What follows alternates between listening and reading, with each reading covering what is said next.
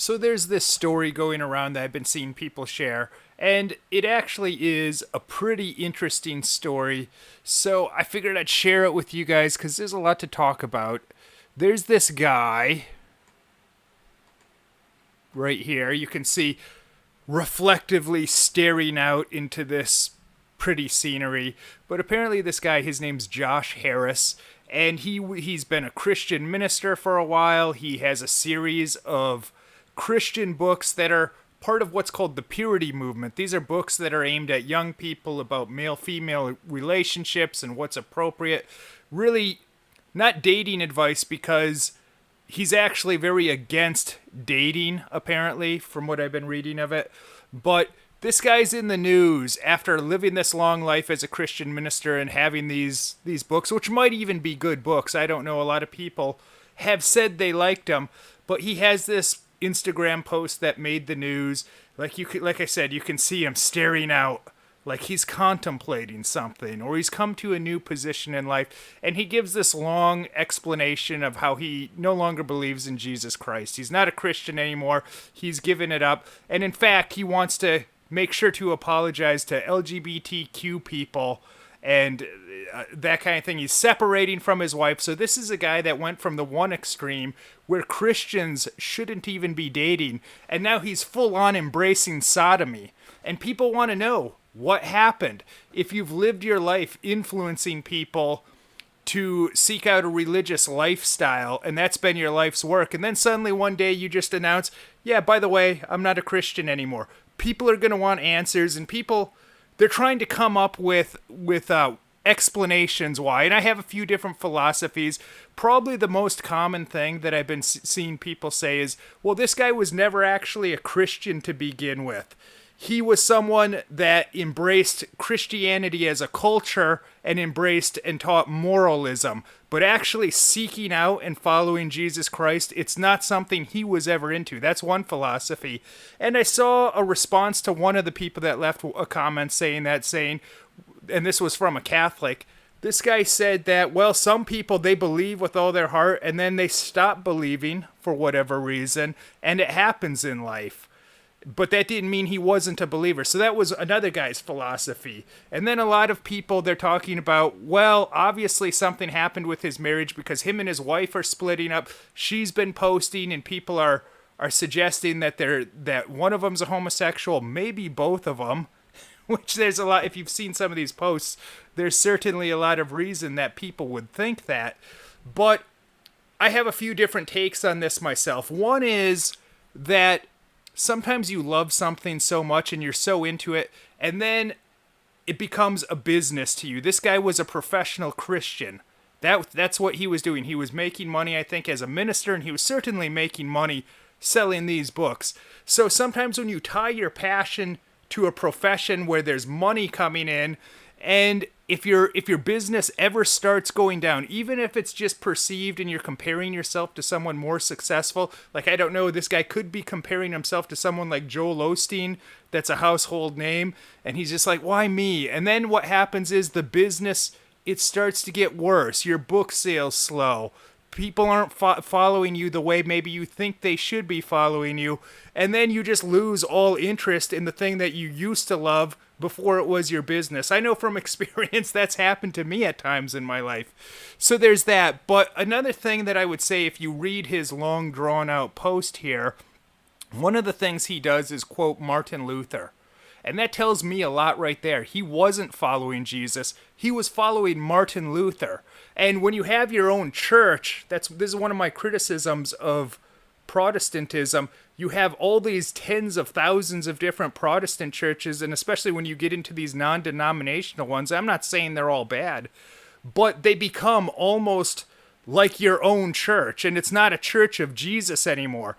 And when you talk to a devout Catholic, one of the things that they'll say to you why they're a Catholic, why they make the conscious decision to be a Catholic as opposed to be a Protestant, they give you the reason is, well, that's the church that Jesus started, and they truly in all their heart want to follow Jesus. And they say, why should I become a Lutheran? That's the church of Martin Luther. I don't want to be part of Luther's church. I want to be part of Jesus's church. And then all these others started breaking off from Luther like what this guy did. And that tells you, who does this guy look up to? He looks up to Martin Luther, not Jesus. And who was Martin Luther? Well, he was a disgraced Catholic priest that he couldn't control his lust, and he started to follow his lust, which is essentially what this guy did here. This is a guy that he just wants to follow his lust. So we might as well give up God altogether and just follow our lust, going by that modern philosophy of, if it feels good, do it. And why stop there is one of my points. Now, if you don't believe in God, why not follow your lust? There's no reasons to. But you know what? If there's no such thing as a God of justice that wants us to do right and wrong and demands it, or even in Buddhism, they at least have the belief in karma. What goes around comes around. If you do good actions, you get rewarded for those good actions. If you do something bad, there's going to be negative consequences. So you have to have a belief in a God that demands that or not. One of the things that I've heard atheists say is, you don't need to believe in God to live a moral life. And to much extent, that's actually very true. However, I always feel like, well, if you are an atheist and you don't believe in any other kind of power, well, that's just stupid. You should be doing whatever is truly best for you, whatever benefits you, even potentially murdering other people if you think you can get away for it and it benefits you. And this guy, in his long rant here on Instagram, one of the things that he complains about is people kind of trolling him, saying negative things, and they've made him angry. Well, you know what? You want to follow your lust because that's what's good for you and just give up on this belief in God. Well, if there's no God, there's no reason we shouldn't treat you however we feel like. Because maybe it's good for me to troll you or leave negative comments. Maybe when someone says mean things to you, maybe that makes them feel good and it's good for them, and there's no reason they should not do that. And I was listening to a minister recently, and he was talking about some of these pride events, these pride festivals, and he was pointing out how, and showing photos of, a very common theme at these pride events is mockery in Jesus. They'll dress up like Jesus and they'll do very blasphemous things. And this minister said, what did Jesus ever do to them? Well, I have an answer. Jesus told you to go forth after he forgives you and sin no more. And that's what it is. They don't like that there's this guy, this concept of a God telling us not to sin and not just to live a life doing whatever we want. And people like this guy, this Harris guy, he can't handle that. He can't control his lust, and he's decided he's going to follow his lust, much like his wife. So they'd rather just give it up altogether, and that way they don't have to feel so guilty about it. They don't have to fight it anymore. But if you're going to do that, why stop there? Why not steal money? Why not potentially even going up to murdering other people? Why not have abortions? If there's no moral God or Christian God, we might as well, having abortions isn't wrong then either. Killing another life is not wrong. And this guy's wife has been posting too, and she has some interesting posts. One of the things that she was posting about is she wants to alert others how harmful it can be to grow up in a very conservative Christian home, very strict home. And I actually agree with her. I think there is some truth that when you're overly strict, like if you're a parent, you have to find that balance between being stern and strict and also letting them have a little bit of slack on the leash. Let them have a little bit of where they feel like they have some freedom and they don't feel constricted, because if you can go to an extreme either way, and sometimes if you go to that extreme on conservatism, it's not going to work on the kids. It's not going to be good for the kids. They're going to rebel. And I remember once I was at the Olympic Training Center in Colorado Springs, and I was doing a brief stint there training in wrestling. And they actually, on staff, they have a hypnotist that helps hypnotize the athletes to get them to perform to the best of their abilities. And one of the things that this hypnotist said to us, and I'll never forget it, is he said, hypnosis is real. However, you can only hypnotize someone to do something they would already want to do. So think about that. You can only hypnotize someone to do something that they would want to do anyways.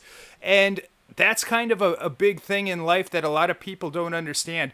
When you want someone to do something, you have to show them why it's good for them to do something. What's the benefit in them? You have to make them want to do it. It doesn't matter if you're talking about religion, if you're talking about school, any kind of lifestyle, working out. I mean, this applies to almost anything. But this guy, it's funny enough too, this guy's wife, she did some sort of Christian music, I think, with the church, and now she's saying that she's going to continue on with a secular music career. This is her right there.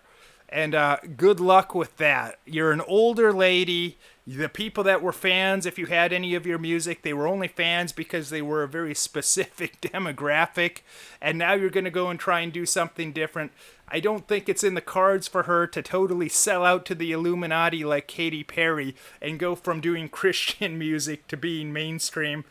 But that's my take on this guy, and the bottom line is I really don't care that much one way or another what this clown does.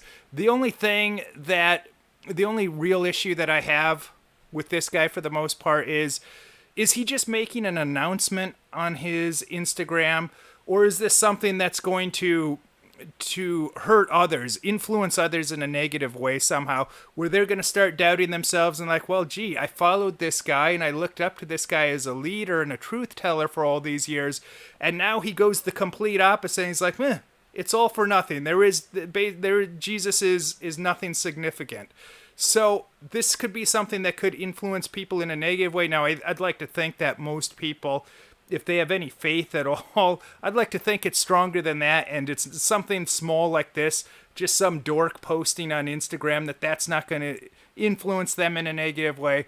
But if you like videos like this, be sure to check out the other stuff. We have other thought-provoking videos for you on this channel, and go ahead and leave your comment down below.